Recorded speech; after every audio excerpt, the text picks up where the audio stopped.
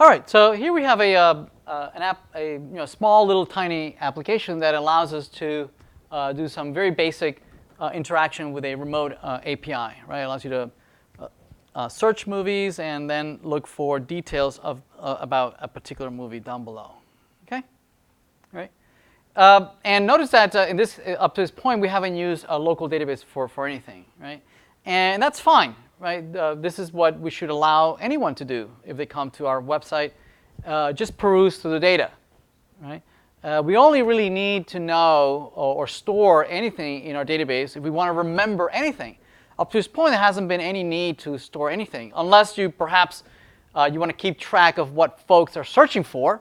Then maybe, right, every time you do a search, maybe we want to post that to the server. Hey, they're searching for Avatar, right? And maybe you want to remember that. Maybe that is a use case in your particular application. But up to this point, notice that there hasn't been any real need to store anything. But for instance, if I'm perusing through the data and I find something fairly compelling that I want to remember, I do need to store something, right? For instance, it might be that I look at this and say, "Ooh, I want to bookmark this." Right? I like to bookmark this data. I really like this movie, and maybe I want to give it a thumbs up, or maybe I want to write a review or anything that is associated or that I need to remember. I need to store, right? So, for instance, if I like this particular movie and I give it a thumbs up, I need to store that somewhere, right? The remote API typically won't let me do that, right? It'd be nice if the remote API would allow me to post and say, oh, somebody give it a thumbs up, and we post this data to the remote API. But typically, the remote APIs won't allow you to do that, right? The remote APIs mostly will allow you to just do a read-only operations, right? You just read and consume data. You cannot update data. Typical, right? There'll be a few that will allow you, but it'll be less common. All right, so where do I store this? So the only place I can store this is in my local database, yes? So if there would be a button where I say I like this, I need to be able to go to the database and say, wait, what movie is the one that they're liking? It might be that we don't have that in our database, right? We certainly are not going to store all the movies that are in the remote server.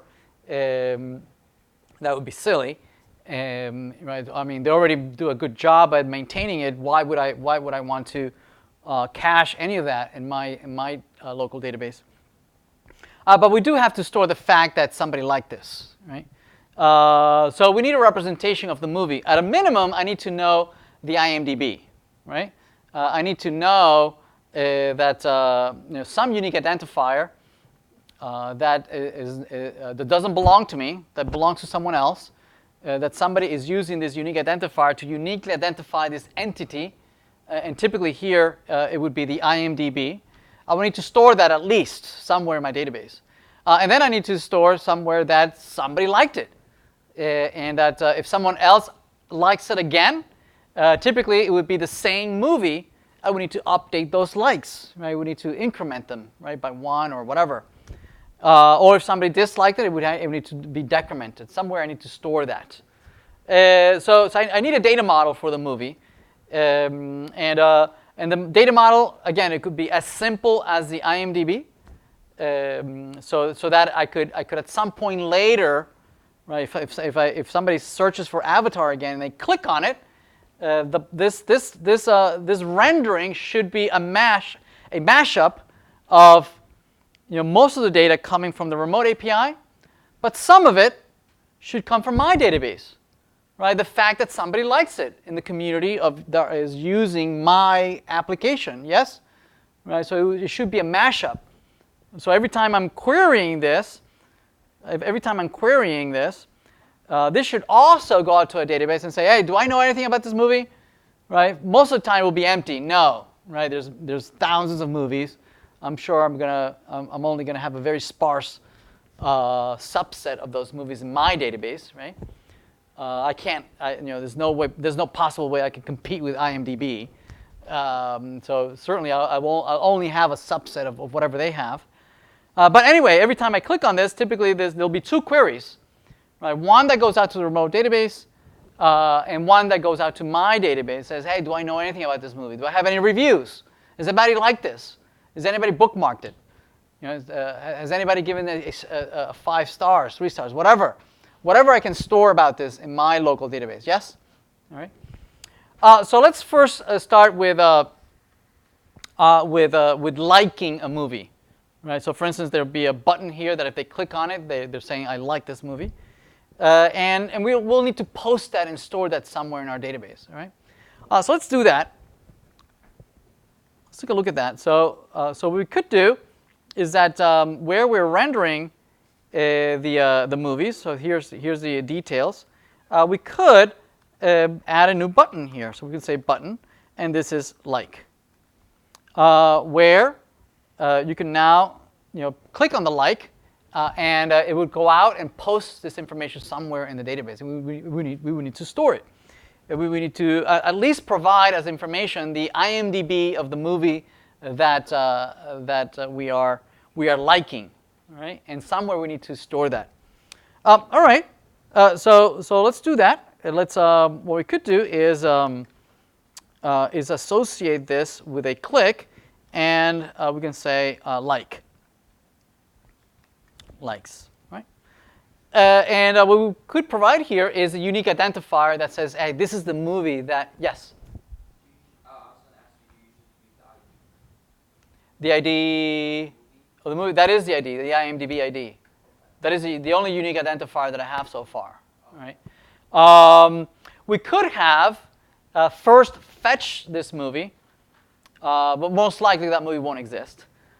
So really, the only thing that I have is the IMDb that I can pass in. I can then, when I get to my database, check to see if that movie already exists. If it already exists, I will update the movie. If it doesn't exist, I'll need to insert the movie, right? Okay. All right. So I'll provide the details. I'll provide the IMDb ID. And in the component, we need to handle that event handler, right? We can say likes, and I will receive here the IMDb ID. And for now, well, let's make sure that we are receiving that IMDb ID. So if I click that and I like the movie, notice that I know that that's the ID of the movie that I like. And somehow I need to send that information over to the server. All right? So let's do that. Let's do that. Let's create on the service. We need to send this over to our server, and so we'll do that in the service here. And we can create here likes. And what do we pass? What could we pass? Well, ideally we would pass the entire movie, right? Because the movie might not exist. Okay. Not that we would want to cache everything about the movie, but one of the things we'd like to cache is maybe the title of the movie, the IMDb of the movie, maybe a thumbnail, right? Maybe the rating, okay? A minimal amount of information that would be useful for us in our application to render this movie in our application, right? For instance, if I only had the IMDb, if that's the only thing that I have in my database, right? If I ever wanted to display all the movies that I like, I would only just have the IMDb. Right? It would be pretty lame that the only thing that I could display is the IMDb of the movie that I like. Okay. What I could do is that now that I have the IMDb, I could, out of the 32 movies that I like, since I only have the IMDb, I could do 32 calls to the remote API, fetching the title and whatnot to display at least the title. Okay, but that will be very, very chatty, right? It'll be very, very expensive to do 32 calls. So probably what I'll do is that I'll cache at a minimum the title of the movie, at a minimum, right? Maybe I'll also cache the a little thumbnail, right? So that I might display the poster information, but not too much. I don't want to replicate the data that is already in the remote server. The more I replicate on my end, the bigger the risk of me becoming stale, right? Because the source of truth is that remote API. You know, any information that I store in my database could only possibly get stale. All right? They make a little change here or a little fix over there, and I won't have it, right? Unless I deliberately go and fetch that again, and that's unlikely that I will do that, right? Other than this one first insert in my database, yes? Unless we have, I don't know, decide that every month we verify that we're in sync with the remote database, which I don't know if that's worth it.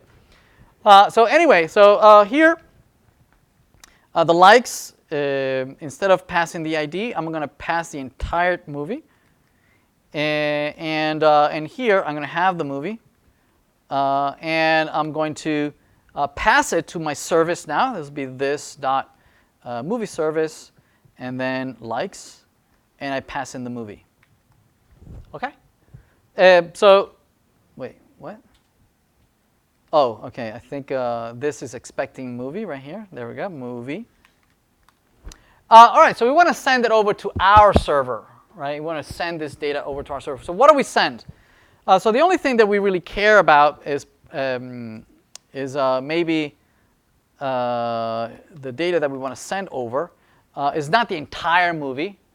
Perhaps we only care about the title, and it'll be movie title. All right. Maybe the IMDb ID. It'll be movie.imdb ID. Actually, you know, I'm going to use the same nomenclature they used. Even though I don't like their nomenclature, they're capitalizing all their fields and they're not camel casing the fields. But I'm going to go with their nomenclature. All right, so we're just going to go with those two. All right, we're just going to go with those two. And now we're going to just send it out to our server, right? Which we don't have.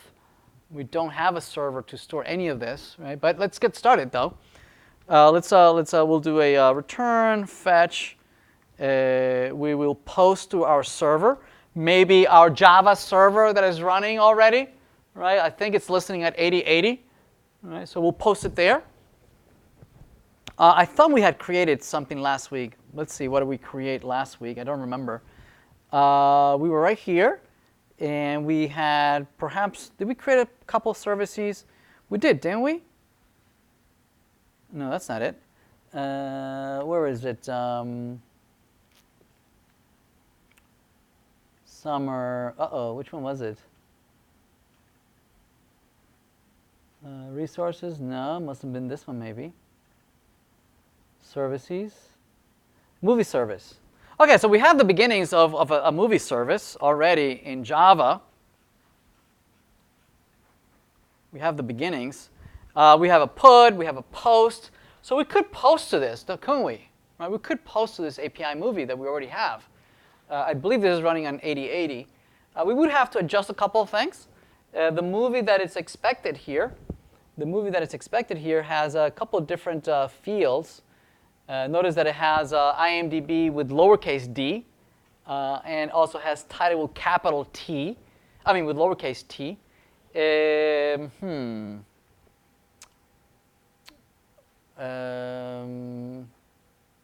I could break my data model here, right? Or I can do the mapping on the client. Okay, I'm going to go with mapping on the client. I think that's the least resistance, right? So let's go with lowercase t and lowercase d, because it maps to these names here. Okay. All right, we have that, and we're going to post to this. We're going to post to this service right here, API movie, and this is running at localhost 8080. So we can do an HTTP :// localhost 8080, and this API /movie. Now the default here is to to do a get, right? That would be the default. So it would be mapped to not this post. Instead, it would be mapped to this get down here, which is not what we want, right? We want to use this post here. So to do that, we need to change the method to be post. Right? We're not going to use default get. We're going to use the override it and do a post. We also want to send the data. Right? We want to send this new data here that contains the title and the IMDb, which is going to be parsed on the server side. It's going to be parsed into this movie object. Last week, we were doing it with jQuery, and we also were using Postman. Remember? We were using Postman to do this. And in this case, we're doing it from an Angular client. So to do that, to send the data, we're going to encode it in the body of the HTTP request. We're going to convert our JSON data. We're going to convert it into a string representation. So let's do that. This will be json.stringify. And that stringify, it's the data we're stringifying. We're converting it into a string, right? Plus, we need to configure our HTTP request, saying that this is converted.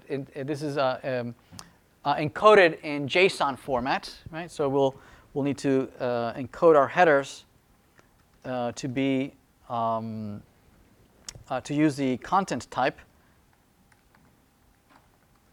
to be JSON, right? All right, so that's enough, I think. If we restart the server on the service on this here, let's is it already running? Where's our server here? Okay, it looks like it's not running. So let's start it in debug mode. I believe it's this one. So we started on debug mode, and we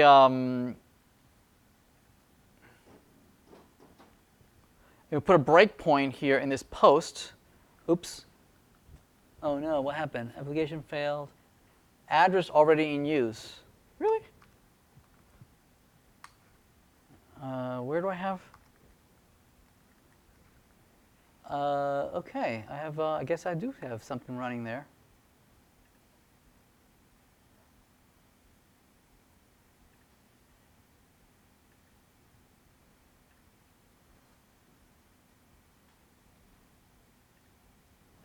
Okay, let's try it again.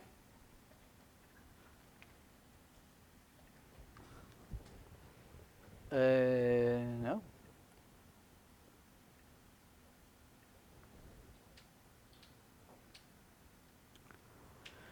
All right, so it'll come up in a minute. All right, so that's working, and we'll put a breakpoint on this post. So here's a post, and we'll put our breakpoint right here.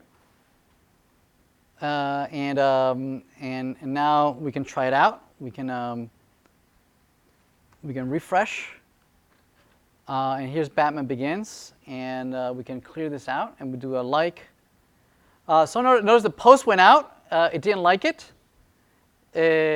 Oh, okay. Of course, we have two domains talking to one another. We have the 4200 trying to talk to 8080, and the browser's complaining, saying that the server doesn't accept cross-domain requests. So we need to configure our application, our REST controller, with course.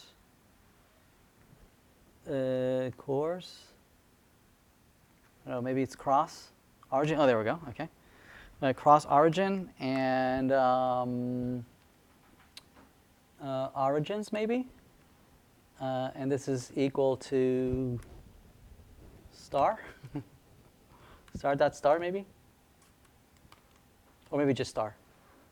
Oh, this probably is a string, right? Cross origin, what's it complaining about? Is it not equal? I'm sorry? Oh, it's curly brackets? No brackets, really? Okay. Okay. All right, so let's restart that.